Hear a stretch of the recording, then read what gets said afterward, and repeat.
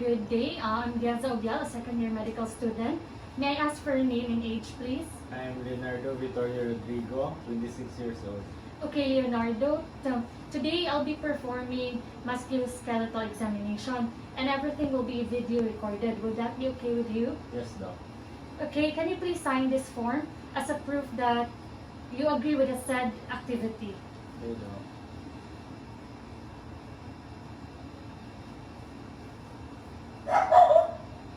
Okay, thank you. So to begin the musculoskeletal examination, we will first palpate your muscles of mastification. So tell me if you feel any pain or pressure while I palpate. So is this painful? No, Doc. How about this one? No, Doc. Okay, good. So in TMJ syndrome, there is pain and tenderness with palpation. Now for your TMJ range of motion, can you please open your mouth? And now close, slightly open it, and move your jaw from side to side. Okay, good. So now I will inspect your shoulder and shoulder girdle. So first anteriorly, then posteriorly. Okay, can you please turn around? Okay, good. Girdle range of motion, first is the flexion. So for the principal muscle affecting movement, it is the anterior deltoid, the pectoralis major, the coracobrachialis, and the bicep brachii. So, Leo, can you please raise your arms in front of you and overhead? Okay, good. Now for the extension, the muscles that we use is latissimus dorsi, the teres major, the posterior deltoid, and the triceps brachii. So can you please raise your arms behind you? Okay, good. Now for abduction, the principal muscles affecting movements are supraspinatus and the middle deltoid, the serratus anterior via upward rotation of the scapula. So can you please raise your arms out to the side and over the head? Okay, good. Now for adduction, the muscles used is the pectoralis major, the coracobrachialis, the latissimus dorsi, the teres major, and subscapularis. Now, can you please cross your arm in front of your body? Okay, good. Internal rotation, the muscles used are the subscapularis, the anterior deltoid, pectoralis major, teres major, latissimus dorsi. Now, sir, can you please turn around? So, can you place one hand behind your back and touch your shoulder blade? Okay, good. Now, for external rotation, the muscles affecting movement are the infraspinatus, the teres minor, the posterior deltoid. So, sir, can you please raise your arm to the shoulder level, then bend your elbow and rotate your forearm towards the ceiling. Okay, good. Now for the elbow, I will palpate for your olecranon process, and I will press over the epicondyles for tenderness. Then I will palpate the grooves between the epicondyles and the olecranon process, where the synovium is most easily examined. Okay, let's start, sir. So is it painful? No, Doc. Okay, how about this one? No, Doc. Into the grooves. No, Doc. Okay, good. Now for the elbow range of motion. So for the flexion, the primary muscles affecting movements are biceps brachii, brachialis, and brachioradialis. So Leo, can you please bend your elbow? Okay, good. Now for extension, we have the triceps brachii and anconeus. So Leo, can you please straighten your elbow? Okay, good. Now let's go to supination. So the primary muscles affecting movements are biceps brachii and supinator. So can you please turn your palm up as if carrying a bowl of soup? Okay, good. Now for pronation, The muscles used are pronator teres and pronator quadratus. So, Leo, can you please turn your palm down? Okay, good. So now, we will do the two composite tests. So first, the external rotation resistance. So please adduct and flex your arm to 90 degrees as I apply pressure as you try to rotate your wrist. Okay, good. So pain or weakness during this maneuver is a positive test for infraspinatus disorder, and limited external rotation points to glenohumeral disease or adhesive capsulitis. So for empty can test, sir, can you please elevate your arms to 90 degrees and internally rotate your arms with your thumbs pointing down, as if emptying a can, and please resist as I place downward pressure on your arms. Okay, good. So sir, did you feel any difficulty while doing the maneuver? None, Doc.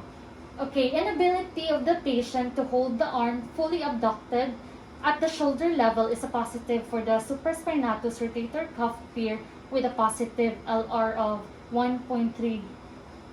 Now for the wrist and hands. So sir, I will palpate your wrist joints, anatomical snap box, and MCP metacarpopharyngeal joint.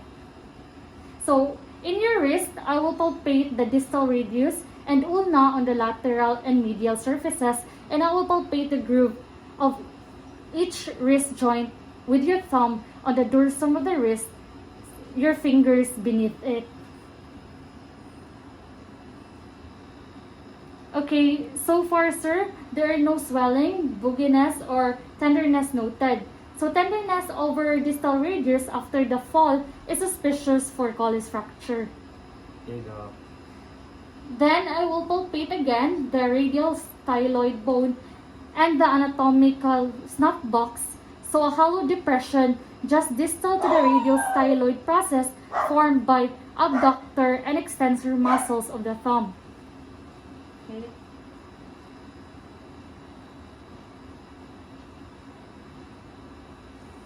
Okay, sir, snuff box tenderness with a wrist and ulnar deviation and pain at the scaphoid tubercle are suspicious for occult scaphoid fracture. But in your case, everything is normal. So now let's proceed. So now I will compress your MCP joint by squeezing your hand from each side between the thumb and fingers.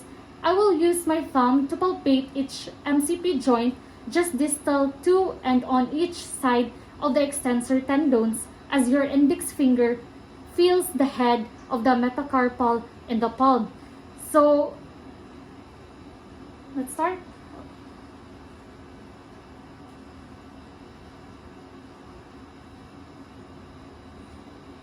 See this painful? Oh, no. How about this one? No, Doc. Okay, good. So so far, sir, I haven't noticed any swelling, bugginess, or tenderness. So the MCPs are often buggy or tender in rheumatoid arthritis, but they are rarely involved in osteoarthritis and pain with compression, and also occurs in post-traumatic arthritis. So now, sir, we will perform the range of motion and maneuvers of your wrist.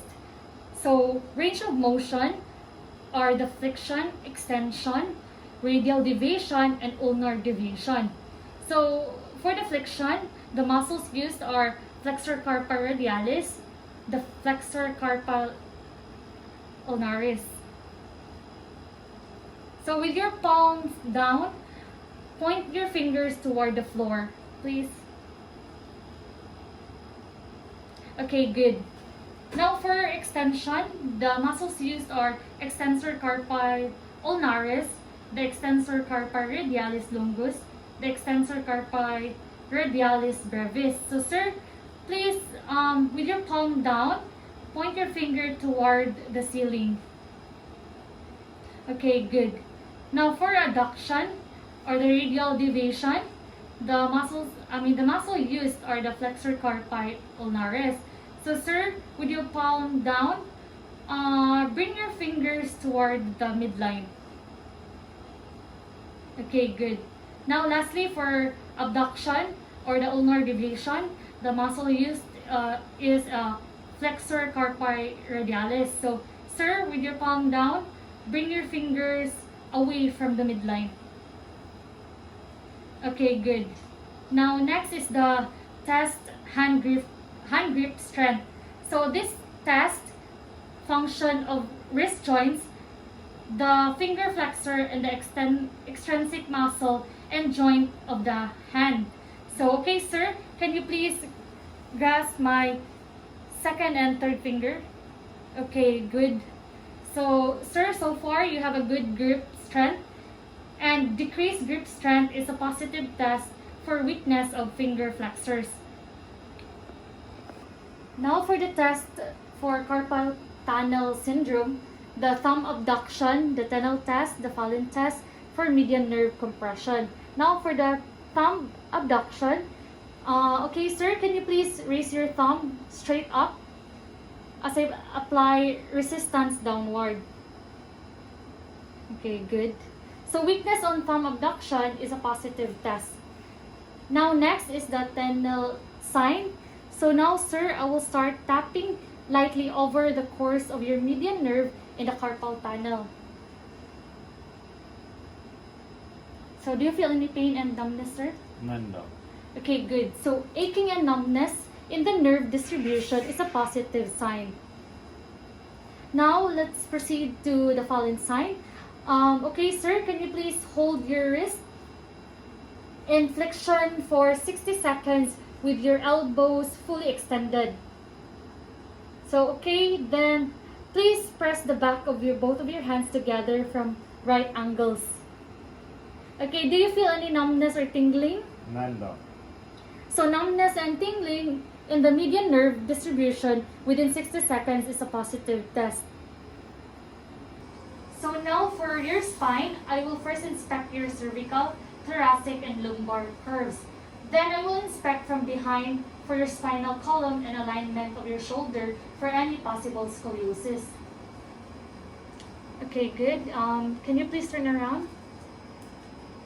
Okay, good. So everything looks normal.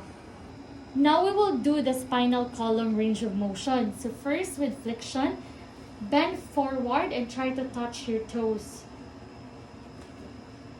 Okay, good. So deformity of the thorax on forward bending, especially when the height of the scapula is unequal, suggests scoliosis. Okay, Doc. Now for extension, try to bend back as far as possible. Okay, good. Now next is for rotation.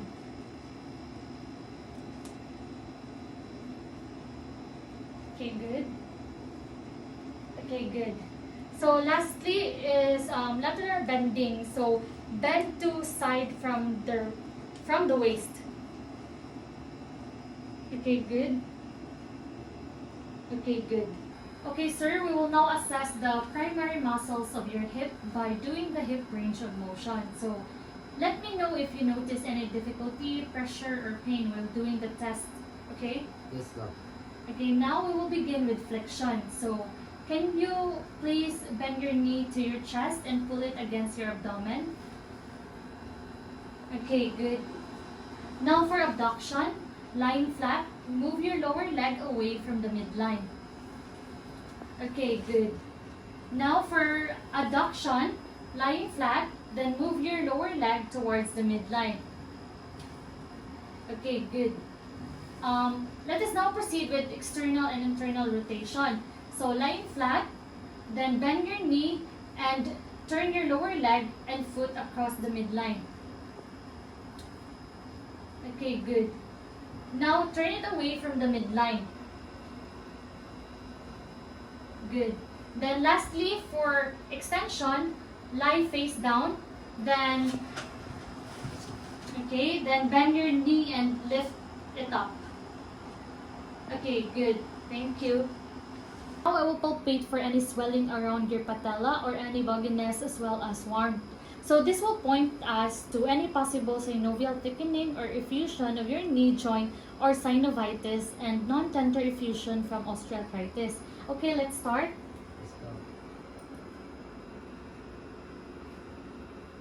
Okay, good. So to test for knee joint effusion, we will do bulge sign for minor effusion and balloon sign for major effusion. So okay, let's start. Okay.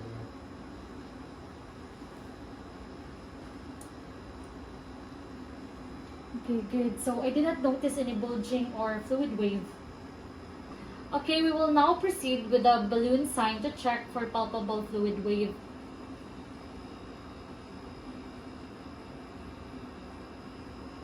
Okay, I didn't notice any fluid ejection or balloon. So the next test is McMurray test. So this is to help us diagnosing meniscus damage. So any palpable click or pop along the medial or lateral line is a positive test for a tear of the posterior portion of the medial meniscus. So okay, let's start. Dito.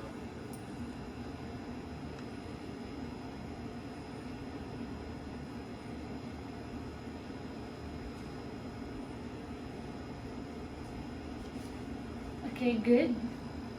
Now for abduction or valgus stress test. So this test is to assess the MCL injury. So any pain or gap in the medial joint line is a positive test for an MCL injury. So okay, let's start.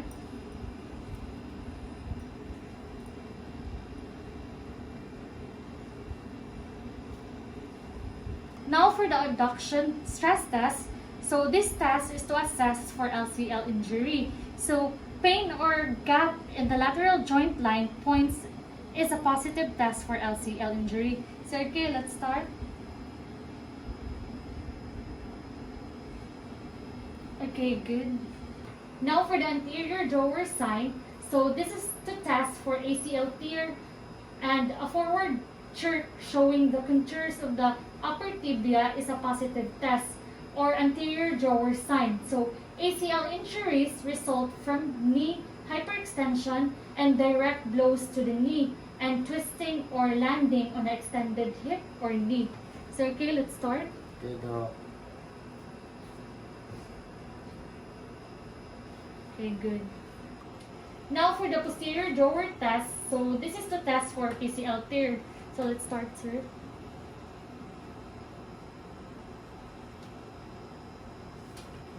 Okay, good. So your proximal tibia did not fall back, so you do not have any PCL injury. Now for the Lachman test. So this is to test for ACL rupture. So any significant forward excursion is a positive test. So let's start.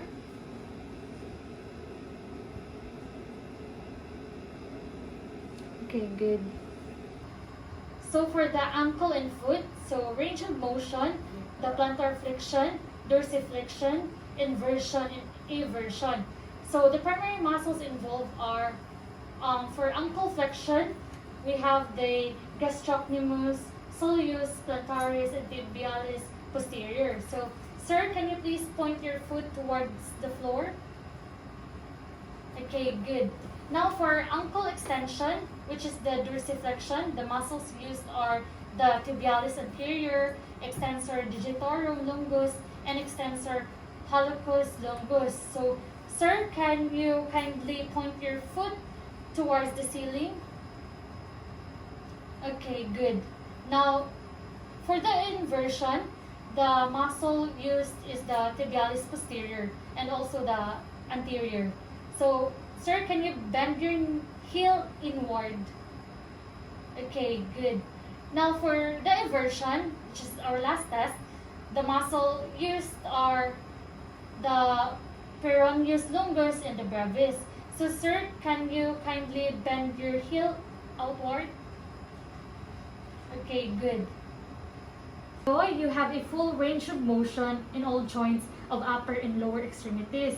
So, there's no evidence of swelling and deformity, so which is good.